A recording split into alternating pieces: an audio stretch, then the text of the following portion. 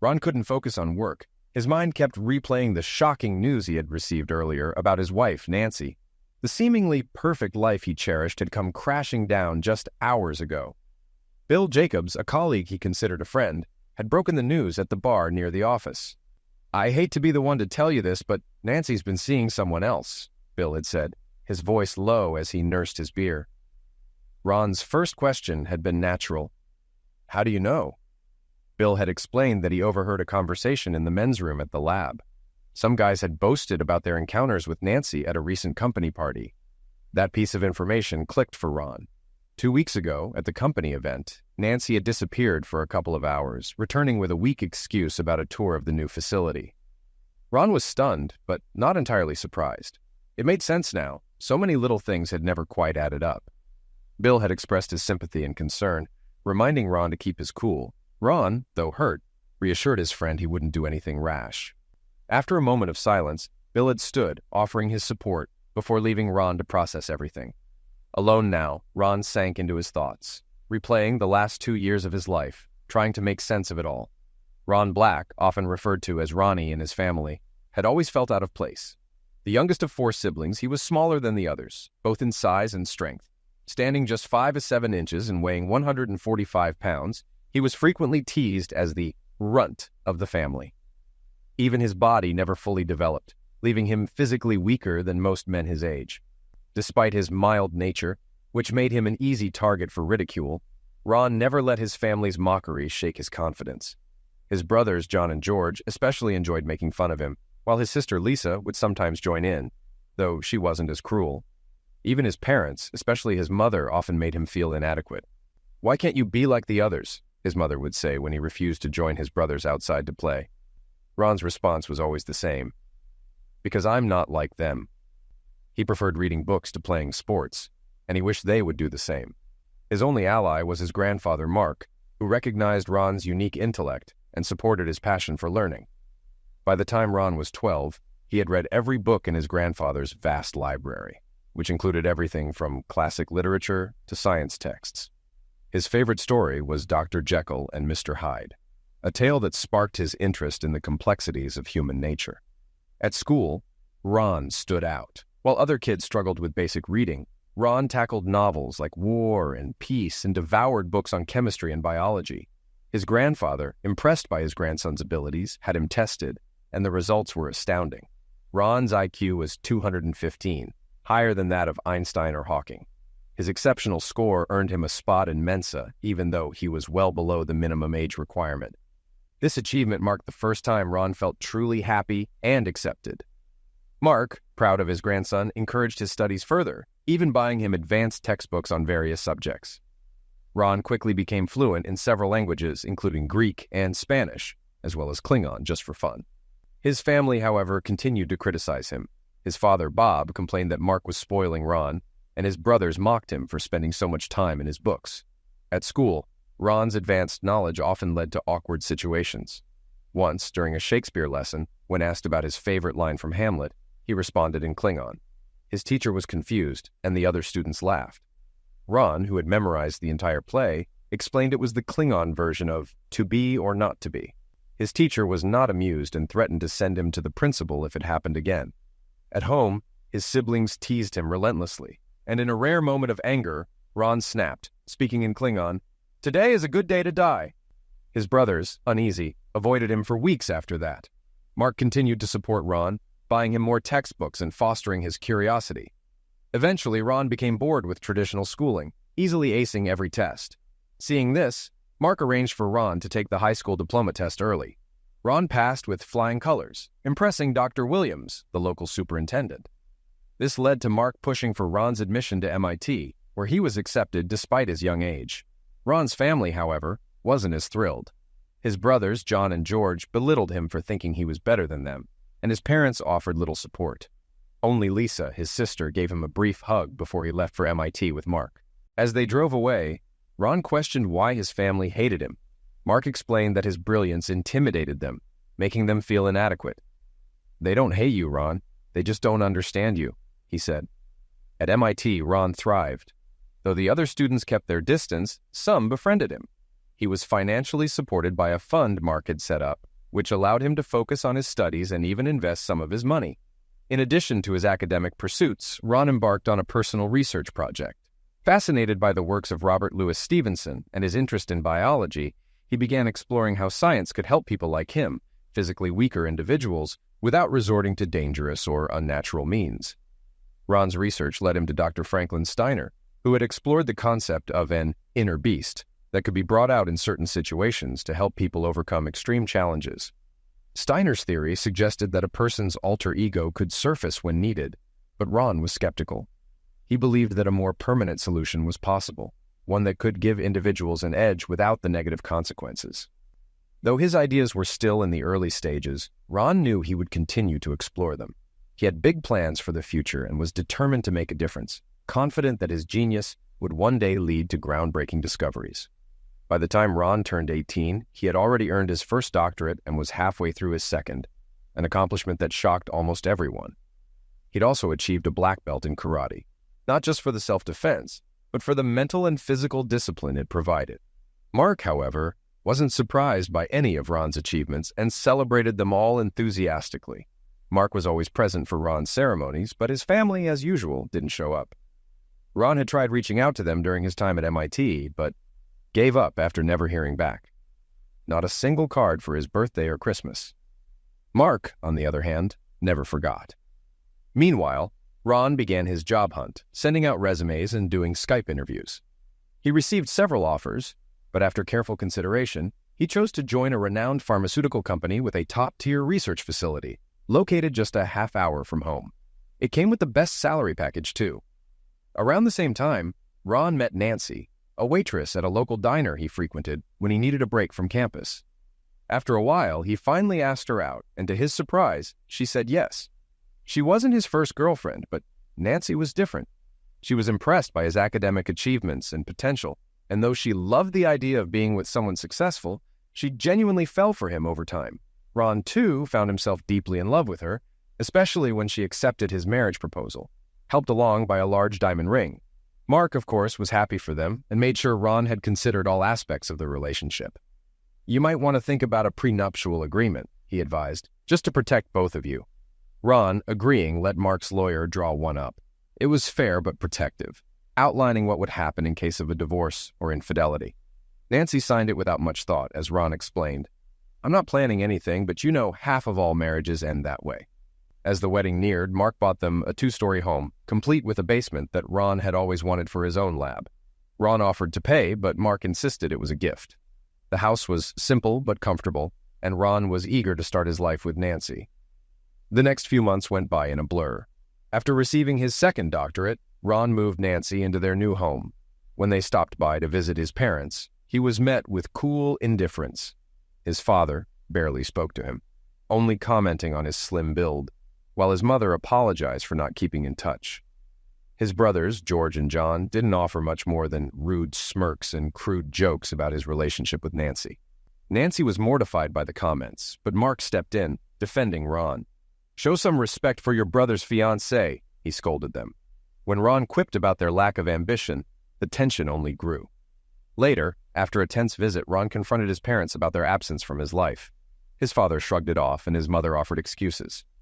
Ron's brothers, George and John, seemed more interested in mocking him than acknowledging his accomplishments. Ron's irritation boiled over, but he kept it in check.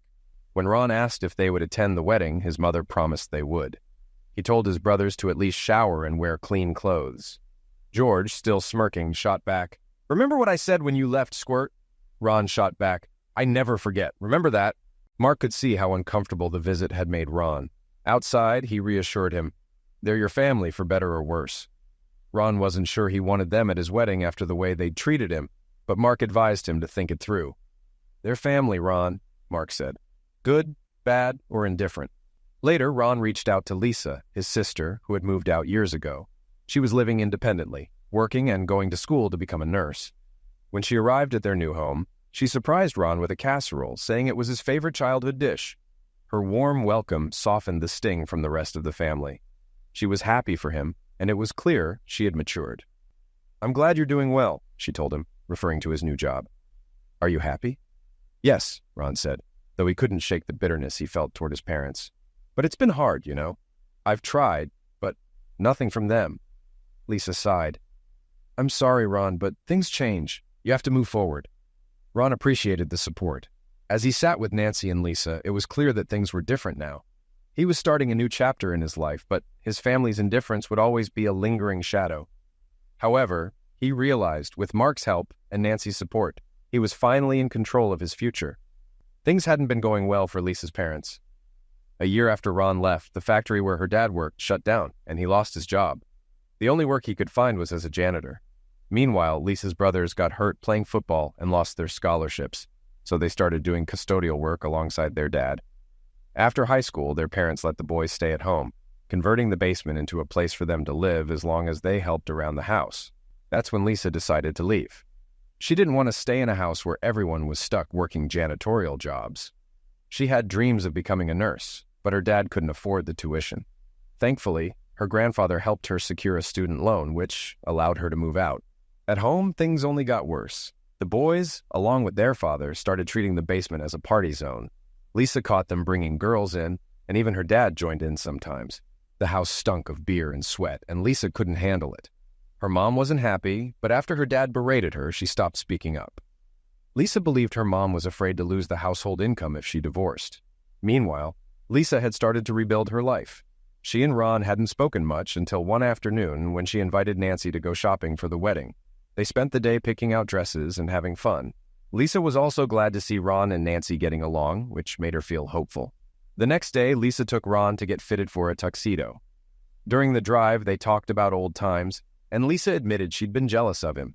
She had always felt like Ron was the favored one, especially with Grandpa, and it made her resentful. But now she wanted to start fresh and get to know the person he had become. Later at the wedding, things went smoothly. Nancy's sister stood as maid of honor, and one of Ron's old high school friends was his best man. Mark, Grandpa, walked Nancy down the aisle. When the ceremony was over, Ron kissed his bride, and though there was a moment of awkwardness, it felt right. The reception was lively, with family members dancing and enjoying the celebration. But George and John, as usual, tried to get under Ron's skin. George, always the troublemaker, made a crude remark to Nancy, but Ron calmly stood up to him, asserting his boundaries. For once, George backed off, sensing a change in his brother. Later, Ron received heartfelt congratulations from his parents and Grandpa. His mom and dad welcomed Nancy into the family, and even though things had been tense in the past, the moment felt genuine. As the night ended, Ron and Nancy headed home to start their new life together. The next morning, they would leave for their honeymoon in Hawaii. Nancy giggled as Ron carried her over the threshold, marking the beginning of their journey as a married couple. "Wow," she said, impressed. "You're so strong. Let's go upstairs, dear. I need you with me." Ron smiled, taking his bride's hand and gently guiding her upstairs to their room. Though smaller than his brothers, Ron was still strong and capable. They shared a tender moment as they undressed and settled onto the bed, enjoying each other's company. Ron noticed the tension had eased, and there was a sense of calm between them. He gently caressed her, moving with care and attention as he focused on her comfort and pleasure. She responded warmly, her words expressing how much she appreciated their closeness. As they continued to share this intimate moment, Ron noticed the deep connection they had built, which felt different from before, stronger, more passionate. "I'm so happy to be with you right now," she whispered. Ron smiled and kissed her, both of them savoring the closeness and mutual affection. It felt like a special moment, one where their bond grew even deeper. "Yes," she whispered softly. "I love you, my husband." They eventually fell asleep in each other's arms, content and exhausted after a long, intimate night. "I love you," she murmured as she nestled close to him, feeling safe and cherished. "And I love you, my wife," he whispered back. The next morning, he woke up to Nancy making him feel good. He watched as his loving wife took his Johnson and brought him to peak. After that, she gave him a hot kiss. He noticed that she tasted the same as she had in church the day before. Ron couldn't believe it. Was Nancy really giving someone a BJ at their wedding? He kept the thought to himself, pushing it to the back of his mind. He didn't want to spoil their honeymoon. They spent a relaxing time in Hawaii, making the most of their intimate moments. After returning, Ron dove into his work, focusing on developing new medications. At the same time, he began setting up a personal lab at home to conduct his own research. A couple of months later, Nancy came to him with an idea. She wanted to go back to school for a nursing degree. I think that's a great idea, Ron replied. Why don't you sign up at the college where Lisa's going? Don't worry about the cost. Just bring me the paperwork and I'll handle everything. Nancy kissed him, clearly excited. Thank you so much, she said. Lisa told me registration starts soon, so I'll sign up tomorrow. The 2-year program costs about $18,000. Is that okay? Of course, Ron answered. And if you want to continue for a longer degree, let me know. Nancy hugged him tightly. You're the best. I'll make it up to you tonight, Ron grinned. I'll hold you to that. Over the next year and a half, Nancy's focus shifted to her studies, with many of her classes taking place at night. She often told Ron she was meeting with classmates to study late. Understanding how demanding her program was, he did his best to manage the housework and cooking on his own while she was away. During this time, Ron also spent his evenings in his lab, working on his personal research. He'd set up a fully equipped space and had made significant progress. After experimenting on lab rats, he felt close to a breakthrough. So, he decided to test the formula on himself. The results were immediate. After a few days of small, diluted doses, Ron noticed his muscle mass increase slightly, and he felt more confident. Unfortunately, the effects didn't last long. He realized he'd need higher doses or more frequent injections to maintain the changes. But he wondered about the long-term consequences. Would he become obsessed? What kind of side effects might arise? He decided to test it on his rats a little longer before continuing. Meanwhile, Ron noticed his and Nancy's intimacy life had slowed down.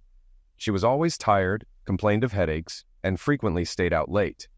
When he tried talking to her about their decreasing intimacy, she would snap, blaming her intense study schedule. Still, Ron couldn't shake the feeling that something was off. One evening, he confided in Lisa, now a full-time nurse. Have you noticed how late Nancy's been staying out? It's like she's gone every night until after midnight. Is this normal for the program? Yeah, it's tough, Lisa explained. A lot of late-night studying, but it's totally normal. Why do you ask? Do you think something else is going on? Ron hesitated. I don't know. I don't want to accuse her of anything without proof.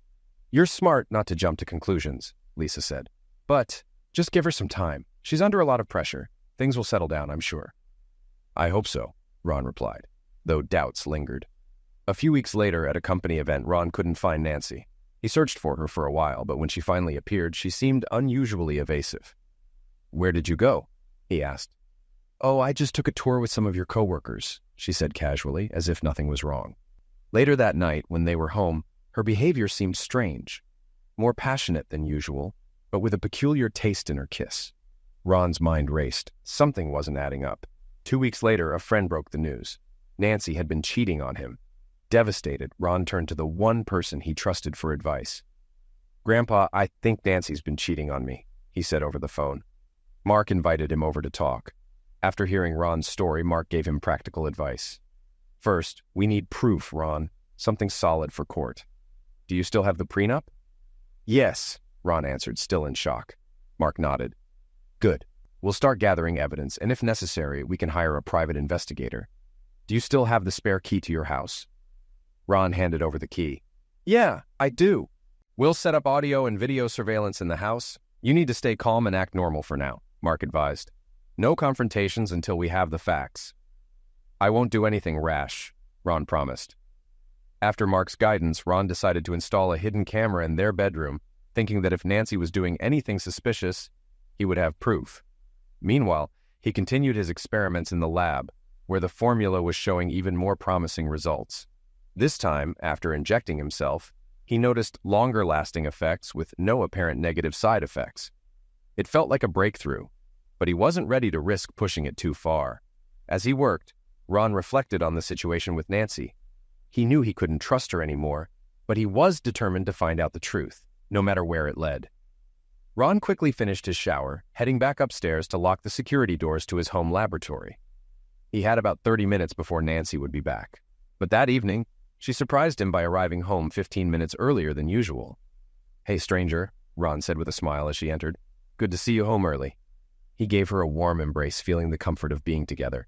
After a moment, she pulled away, clearly surprised. If that's the welcome I get, I might just make it a habit, Nancy joked. What's got into you? I just missed you, Ron replied. How was school today? It was good, just a lot of review. I've got tests coming up, she said, looking tired but still upbeat. Well, then, why don't we review something else? Ron said, playfully lifting her off the ground as he smiled. Surprised, she laughed. Like what? She asked. Like, remember our honeymoon? He teased, starting to walk toward the stairs. Oh? Nancy's curiosity piqued as Ron carried her up to their bedroom. You're feeling frisky, huh? You bet I am, he said. I've been thinking about you all day. He set her down gently on the bed and started to undress, his heart racing as he tried to savor the moment of connection. Nancy followed his lead, teasing him playfully with her movements. You really think you can handle me? She asked with a grin. I've been working out, Ron replied, his tone confident, and I'm definitely ready for you. As she looked at him with curiosity, she noticed a change in him, not just physically, but something in his demeanor, something more intense than before. Something's different about you, she said, her voice tinged with surprise.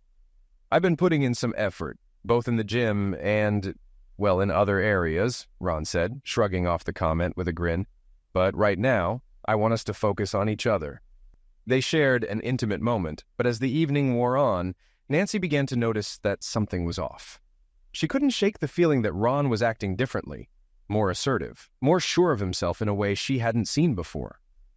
The next day, after a long day at work, Ron returned home and checked his lab security camera footage, which he had set up discreetly earlier.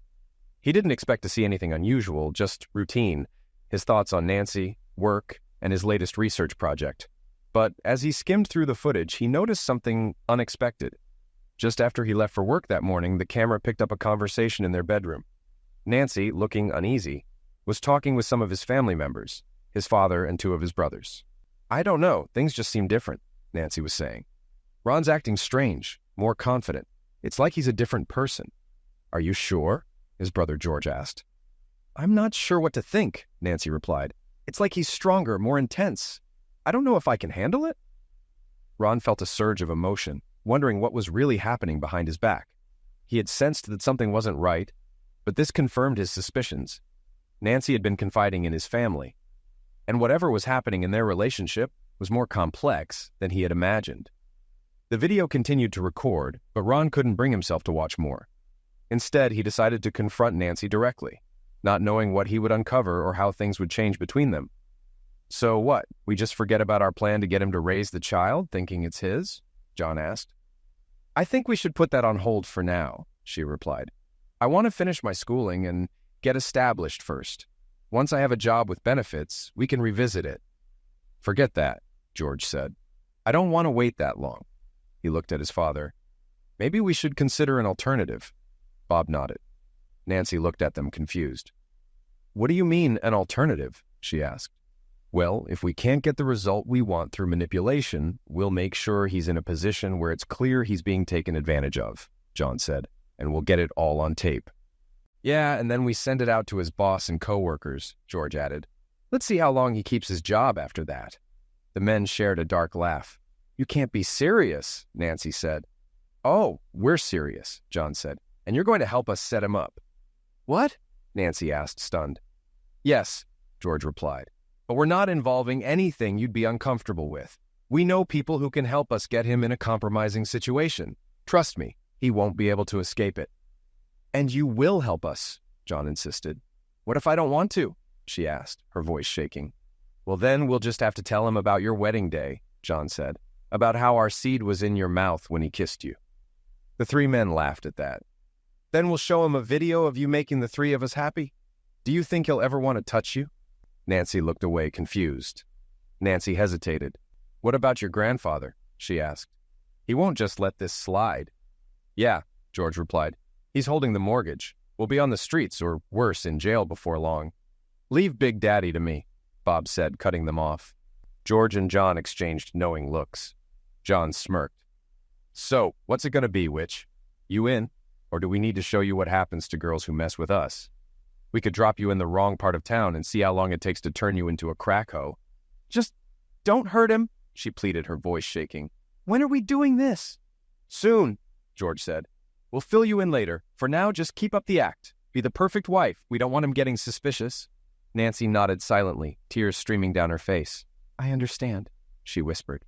Good, George said, unzipping his trousers. Now do it, Witch, he added. She started, Then the other men joined in. The 3 men grunted as they emptied their seed in her.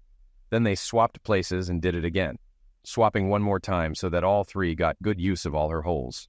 Ron was disgusted by what he saw and felt like throwing up. After the men finished, they dressed and headed out. Before leaving, John shot Nancy a final warning.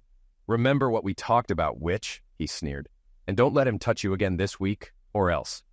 With that, Nancy was left alone. Ron watched as she broke down, burying her face in her hands and sobbing.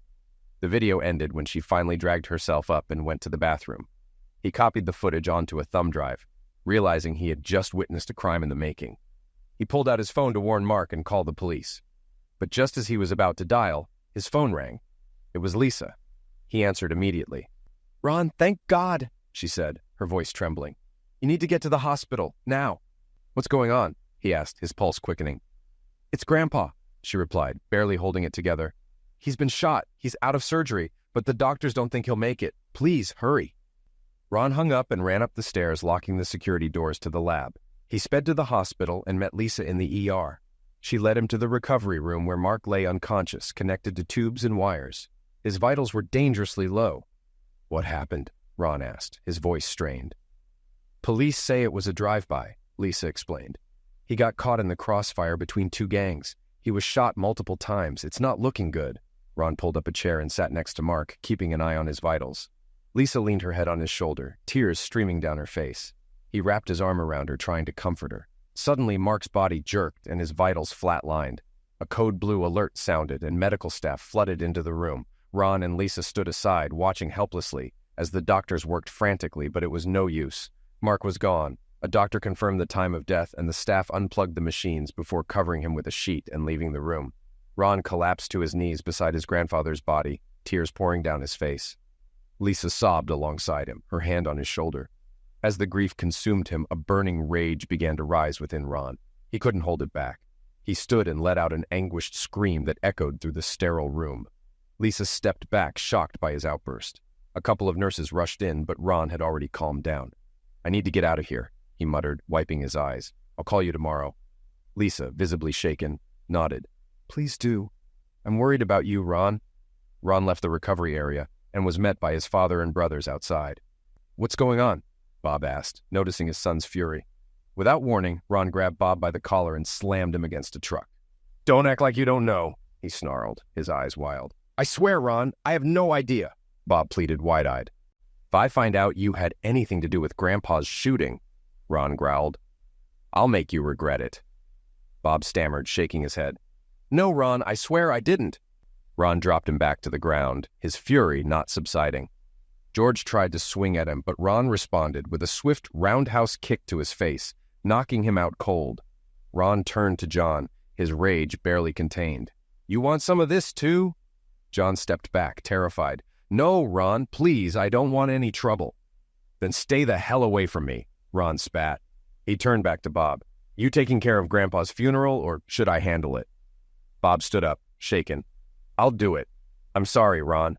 I know how much he meant to you." Ron glared at him one last time before walking away. He called his boss, requesting bereavement leave. "I'm so sorry, Ron," his boss said. "Take the next 5 days. We've got it covered." "Thanks," Ron replied, hanging up. He got into his car, his mind swirling with thoughts of vengeance. He vowed that everyone responsible for this would pay. As he drove, part of his mind went over scientific formulas, and part of it focused on the road. A wicked grin spread across his face as he hatched a plan. Once home, he turned off all the cameras, then retreated to his lab, deep in thought. He confirmed a few things from his previous experiments, made adjustments, and started working on a new concoction. The first solution had to work. There was no time for error. After some time, he had it, the perfect formula. He found what he needed to make the job easier and set it aside. Grabbing a turkey baster, he filled it with the solution and waited. It wasn't long before Nancy pulled into the garage. Ron grabbed the baster and went upstairs to the kitchen where he poured her a glass of sherry. As she entered the house, he smiled and handed it to her. "Is that for me?" she asked, reaching for the glass. "Of course," he said, smiling. "How was your day?" "Busy," she sighed, taking a sip. The pills hit her almost immediately. She stumbled, but Ron caught her and carried her upstairs. He stripped her down and saw the signs of what had happened earlier. Bite marks and swollen lips. He could tell she'd at least used protection. Laying her on the bed, he positioned her carefully and prepared the baster. He gently inserted the baster, carefully applying the solution. When he finished, he wiped her down, pleased with the results. The pills would keep her unconscious for hours, and the solution would be absorbed quickly. He returned downstairs and crashed in his lab, waiting. The next morning, Ron woke at 6:30, showered, and grabbed a cup of coffee. He was ready. He grabbed his laptop, thumb drive, and left a note for Nancy. Turning the cameras back on, he didn't mention Mark's death. On the way to Lisa's, he called her. "Hey, sis," he said, trying to sound normal. "Mind if I come over and make us breakfast?" "Sure," Lisa replied. "Are you feeling better?" "Yeah, a bit," Ron said. "Got some sleep. I'll be there soon." When he arrived, Lisa greeted him, and he went straight to the kitchen. As he prepared omelets, Lisa asked, "What's all this about?" Ron didn't answer immediately. He pulled out his laptop and thumb drive. "I want you to watch something," he said, setting it up. Lisa put on the headphones and watched the video. Her face grew pale as she took in the images of Nancy with the three men. When it finished, she pulled off the headphones, tears in her eyes. "Oh my God," she whispered. "Do you think Dad had anything to do with Grandpa's shooting?" "I thought so at first," Ron said. "But the timeline doesn't add up. There wasn't enough time." Lisa looked at him cautiously. "I heard you got into it with Dad and the others outside." "Yeah, I had a little moment," Ron said, not elaborating. She nodded. "Is Dad handling Grandpa's funeral?" "He said he would," Lisa replied. Ron took a deep breath before asking the question that had been on his mind. "Lisa, I need to know the truth. What happened to make you leave home?" Her face reddened, and tears filled her eyes. Slowly, she nodded. "Yes," she said, barely able to speak. "It started after you left. It was... Mom and Dad were gone. The boys gave me a drink. And then..." She broke down sobbing in his arms. As she cried, Ron held her, letting her release everything. When she finally calmed down, she spoke again. "It started with the roughhousing. After you left, it was just me at the bottom of the pile. One night it happened. George and John were there, and things just escalated. I didn't realize it at first, but I was sedated." Ron's heart broke for her as she cried again. Lisa revealed to Ron that her offense by John had gone on for over a year, occurring every other week. At first, she had resisted, but John had blackmailed her with compromising photos and videos, threatening harm if she reported him. Ron was horrified, questioning why she hadn't just refused, but Lisa explained that the fear of violence from John and their father, who had started watching, kept her silent. Eventually, Lisa confided in their grandfather, though she didn't tell him everything. She hadn't even told their mother, as their father made sure she remained unaware. Ron, deeply shaken, urged Lisa to consider legal action, though she doubted anything could be done after so many years. The conversation then turned to Ron's marriage. He confirmed his intention to divorce Nancy, and Lisa, apologizing for how she had treated him in the past, encouraged him. Ron thanked her and promised to help with her legal situation. Later, Ron received a call from Marcus Billingham, their grandfather's attorney, informing him of Mark's death. Marcus invited Ron and Lisa to discuss changes to the will. After checking with Lisa, Ron agreed to meet that morning. At Marcus's office, the siblings learned that their grandfather had left nothing to their father and brothers, giving them only $1 each. Ron was named executor, and he and Lisa became co-officers of the trust. Their grandfather had also paid off the mortgage on Ron and Nancy's house, which was now part of the trust. The house their parents lived in was also included, but was mortgage-free. Marcus suggested Ron decide whether to rent it to them. Additionally, Ron and Lisa were informed of a lakefront property their grandfather had been developing into a vacation home. Afterward, Lisa shared the full extent of her offense with Marcus. Ron, enraged, listened as Lisa described how John had mistreated her. Marcus noted that there was no statute of limitations for the crime, but the key issue would be proving it with evidence. He agreed to contact the district attorney and promised to take action. Ron handed Marcus a thumb drive with disturbing footage of Nancy with their father and brothers. Marcus agreed to keep it for future use and assured Ron that the divorce would be simple, especially with the prenuptial agreement and evidence. He also offered to file a restraining order and start the divorce paperwork. Ron planned to confront Nancy that evening. Marcus assured him the divorce would proceed quickly, thanks to the prepaid retainer from their grandfather. The meeting ended with a sense of finality, though the siblings were anxious about the road ahead. At Alfred Johnson's office, the private investigator hired by their grandfather, Ron and Lisa, learned the full extent of Nancy's infidelity. She had been involved with at least 15 men, including Ron's father and brothers.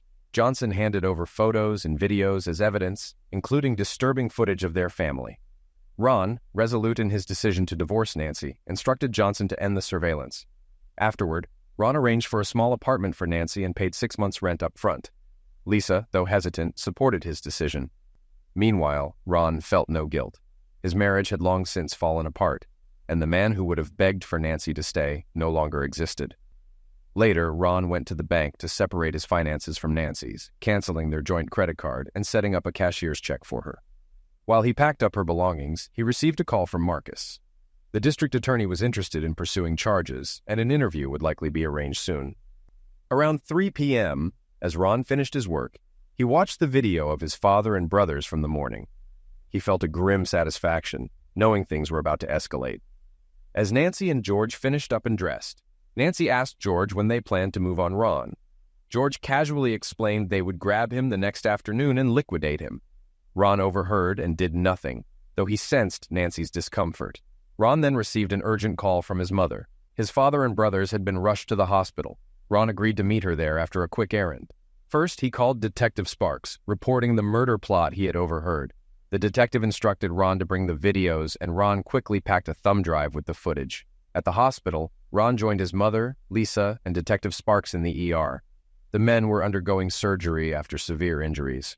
Ron plugged in the thumb drive and played the video for the detective, revealing Nancy's involvement with Ron's father and brothers. The detective promised to follow up, stating that they would station officers nearby. Ron explained that his lawyer had already spoken to the DA about Lisa's past offense. The detective assured them he would also investigate the video evidence of the offense. As the family waited, the doctor explained that surgeries had been successful, though Ron's father and brothers would require further procedures. He also recommended Ron be tested for STDs due to the nature of their injuries. Overhearing a conversation in the hallway, Ron learned that there were additional victims connected to his family's actions. He smiled, knowing justice was beginning to unfold. An hour later, Ron and Lisa were taken to see their father and brothers. Officer Green was stationed outside their rooms.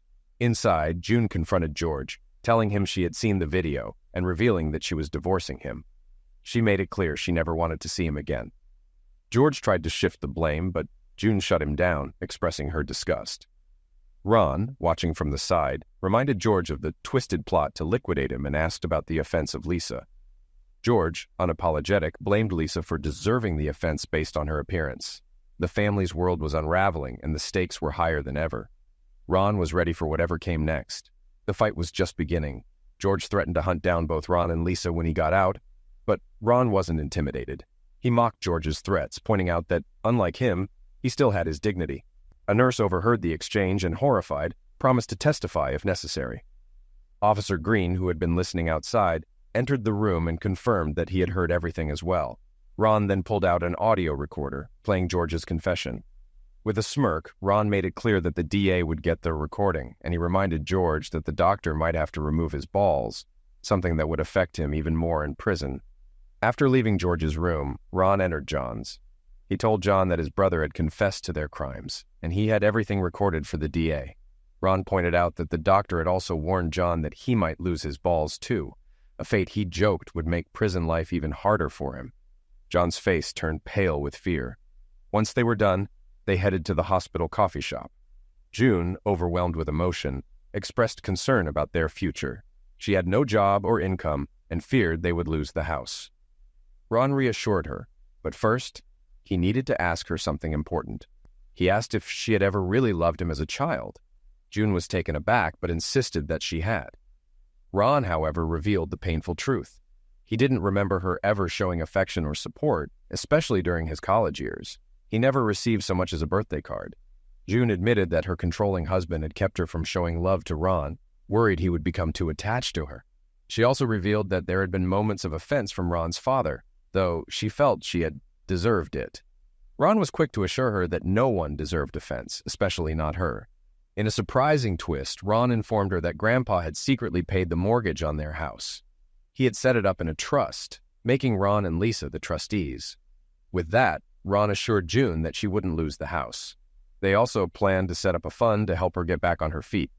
Ron even offered to pay for her divorce, telling her Grandpa's lawyer would take care of it. June, overwhelmed by his generosity, expressed her gratitude and sorrow. Ron comforted her, saying that he would always love her despite everything that had happened. June, now tearful, thanked him for his kindness. She also mentioned that Ron was a lot like his grandfather, someone who had always been a positive figure in her life, even though he had never met him. When the conversation turned to Nancy, Ron stated that he was starting divorce proceedings and would be kicking her out that night, assuming she wasn't already in jail. June didn't blame him. Before leaving, she apologized for everything and assured Ron that she did love him.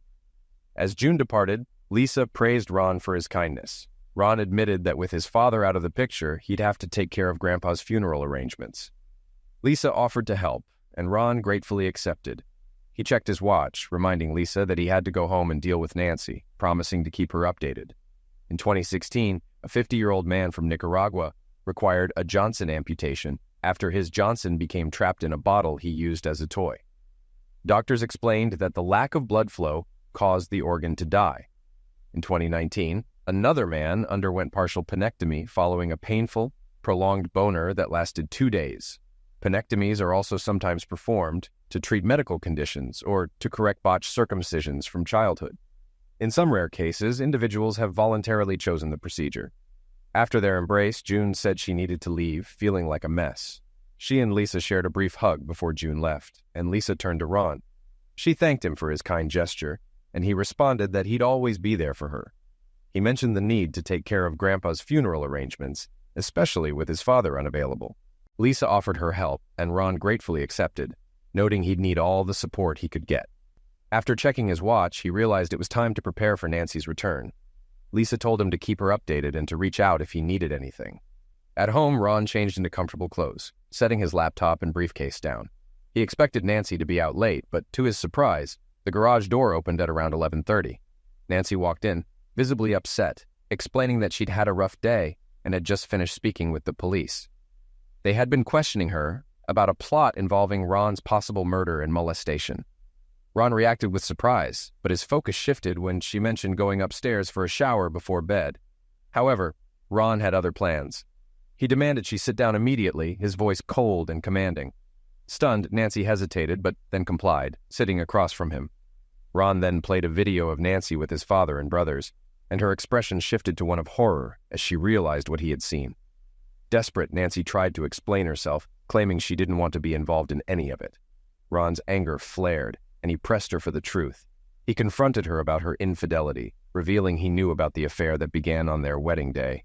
She admitted to it, confessing that the affair had lasted for most of their marriage, with multiple instances of betrayal. But she claimed she was coerced, threatened with the release of a compromising video, and manipulated by his family. Ron, now furious, demanded more answers, asking her about other men she'd slept with, including at school and a company event. Nancy seemed taken aback, admitting to several other encounters, though she minimized the number. Ron then dropped another bombshell. He had video evidence showing her with at least 12 men in a single day, with her multiple affairs adding up to dozens more. Nancy defended herself, stating she needed the love to cope with school and life, insisting it was just closeness and hadn't hurt him. Ron, livid, dismissed her excuses, pointing out the risks she'd taken with their health and the trust she'd destroyed. Nancy, once tearful, now appeared more defiant, her demeanor shifting as the conversation escalated. "Okay," she said defiantly. "I admit it. I like to scream, got it? I need Johnson. Lots of it. I love getting two guys at the same time. Until the other day, I never even felt you inside me. Up till then, I was faking it. I only married you to get out of the bumhole, and I loved it for the last 3 hours clubs and spent time with 25 or 30 guys. One of them made a video of it so I can show you. Look at this." She pulled up her dress and Ron could see this. He began to laugh, wondering if his concoction would affect the tongues of the men who performed BJ on her. Perhaps, he thought, it could even affect her rectum. "What's so funny?" she asked. "You should be on your knees, crying your eyes out. You're nothing but a wimp and a loser, and don't even think about a divorce. So I'm going to spend time with anyone. Maybe I'll even do it in front of you." "You stupid," Ron said. Her eyes widened at that. "Yeah, I may have been naive and a bit wimpy once upon a time, but that Ron is gone, never to return. Trust me on that. Did the police tell you about my father and brothers?" "Well, they didn't," she said. Well, after they screw you, their Johnson had to be cut off, he said. You gave them a serious case of rotten kitty because it literally liquidated their Johnson. And I overheard a nurse and a doctor say 4 more men had the same thing happen to them. From what you just told me, I suspect there'll be another 25 or 30 men getting their Johnsons amputated as well. Ron had made up his mind. His marriage to Nancy was over, and there was no turning back. After consulting with a lawyer, the divorce papers were ready. He canceled her bank cards, packed up her things, and handed her a key to a new apartment, along with a cashier's check. Everything she was entitled to under their prenuptial agreement. He was firm and cold as he told her she would have to fend for herself from now on. No more support, no more contact. He was done with her. Nancy pleaded, apologized, but Ron was unmoved. She had betrayed him, and there was nothing left to salvage. As she walked out of his life, Ron felt only contempt. The next day, Ron got news that only added to his satisfaction. The CDC had linked Nancy to a bizarre outbreak affecting multiple men, and they were investigating her. Then Lisa called, informing him that Nancy had been hospitalized with severe burns and lesions. It looked like his toxin might have transferred to her, but Ron denied any direct involvement. Still, he couldn't shake the satisfaction that Nancy had gotten herself into this mess. Police were arresting suspects, men who had plotted to harm Ron, and that brought him some relief. Detective Sparks kept him updated, confirming the suspects were notorious offenders and that the case against them was progressing. Ron also learned that the Special Victims Unit was handling Lisa's case, with evidence that she had been sedated and manipulated. Everything was falling into place. Meanwhile, Ron dealt with his grandfather Mark's funeral preparations.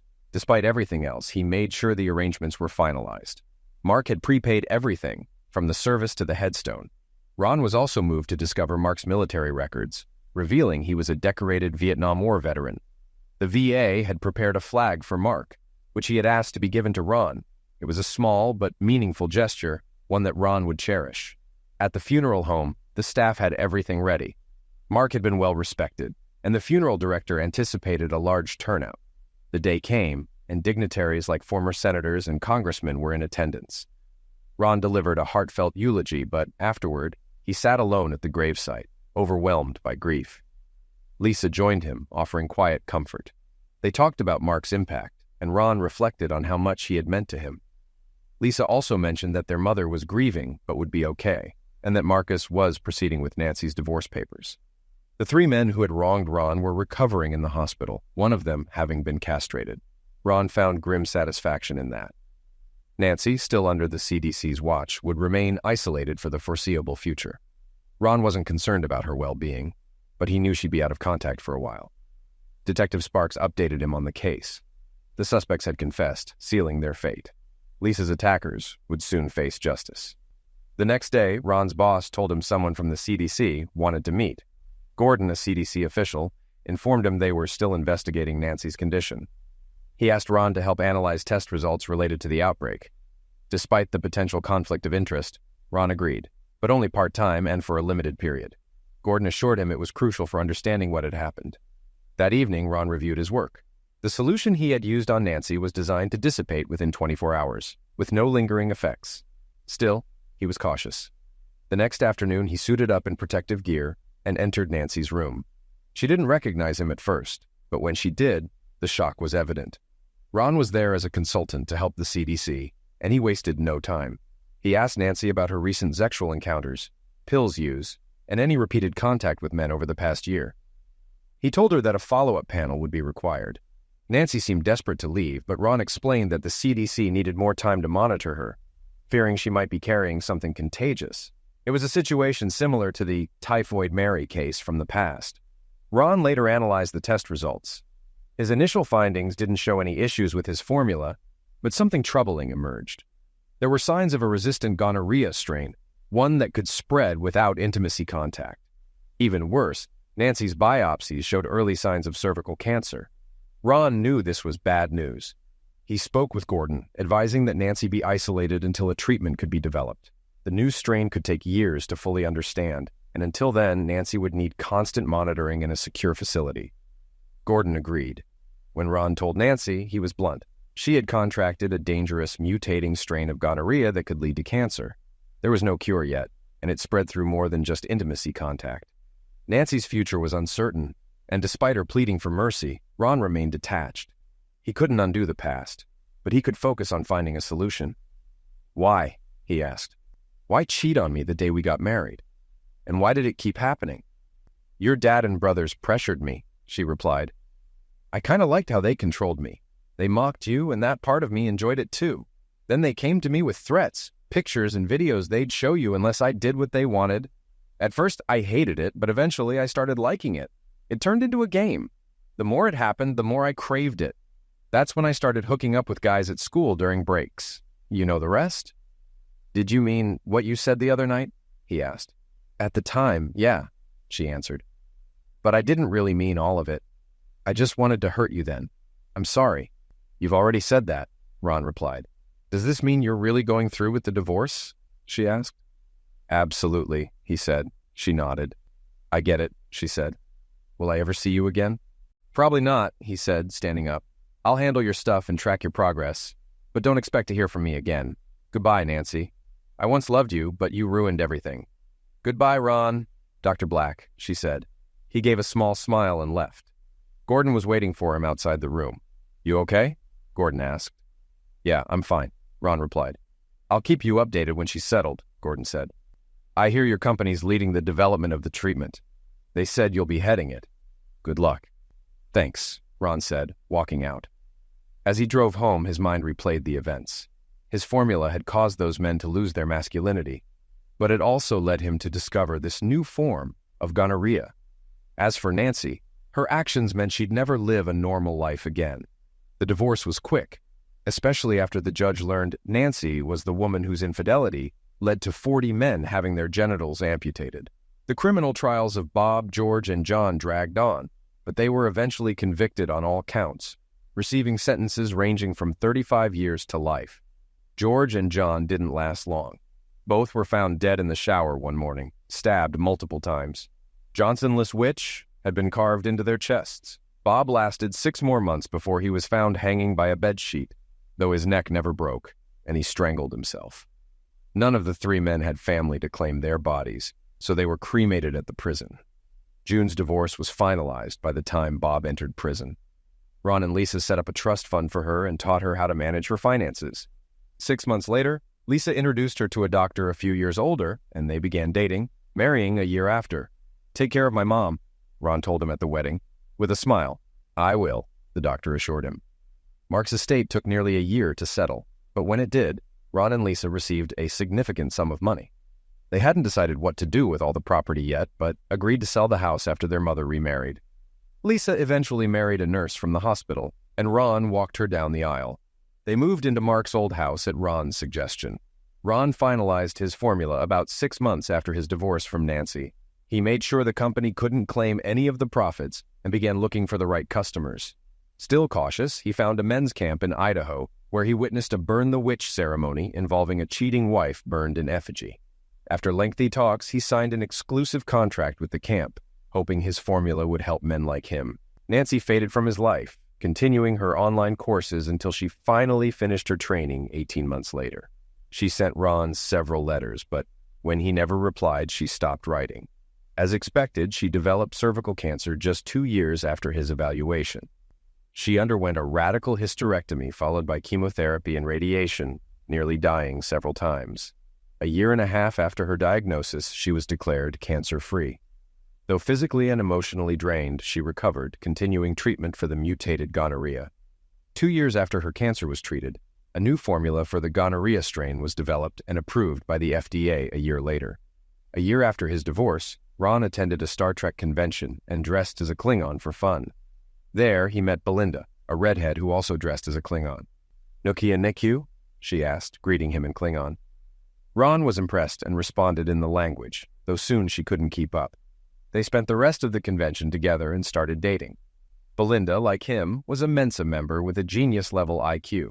She worked as a researcher for an aerospace company and had just left a cheating, abusive ex-husband. "I'm looking for someone with brains and brawn," she told him. He shared his story and explained that he was looking for someone intelligent and loyal. "Not only do I know about loyalty," she said with a smile, "I'll cut your Johnson off if you ever cheat." Ron smiled back. They spent countless evenings together, solving puzzles and speaking Klingon. He was happier than he'd ever been with Nancy. Eventually, they fell in love, and one night he proposed. To his surprise, she not only accepted but insisted they consummate the marriage that very night. After their wedding, they exchanged a kiss, looked each other in the eye, raised their fists in unison, and declared, "Kopla, success."